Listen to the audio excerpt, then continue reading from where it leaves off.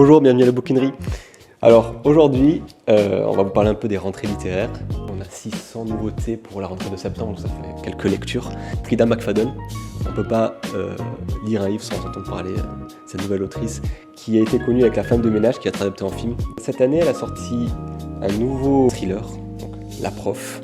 Ses précédents livres sont toujours très haletants, très policiers, très thriller. Il faut savoir qu'elle va en sortir un autre bientôt, Le Boyfriend, qui normalement arrivera en octobre ou en novembre, je pense, dans les librairies. Mon coup de cœur, qui est Sorge Chalandon.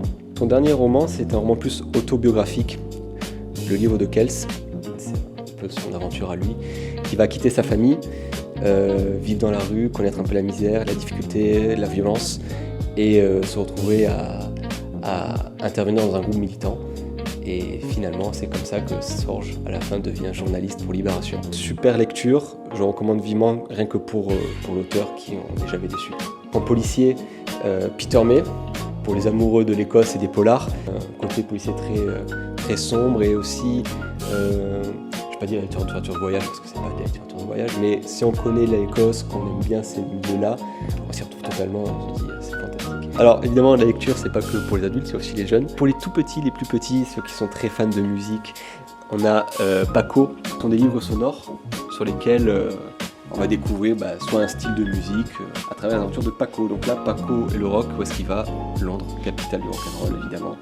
Donc toute une gamme, ça les enfants, ils adorent. Ensuite, pour les un peu plus grands, le classique, les Mortels Adèle.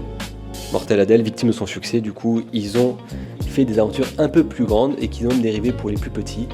La grande aventure Galax, le chat de Mortels Adèle.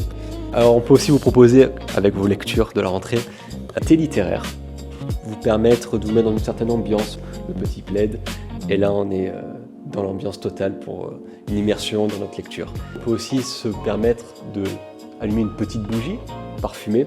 On a des ambiances qui sont faites selon les auteurs ou des types de lecture. Là, de manière très arbitraire, j'ai pris Marcel Proust qui, comme vous pouvez vous douter, va sortir la Madeleine.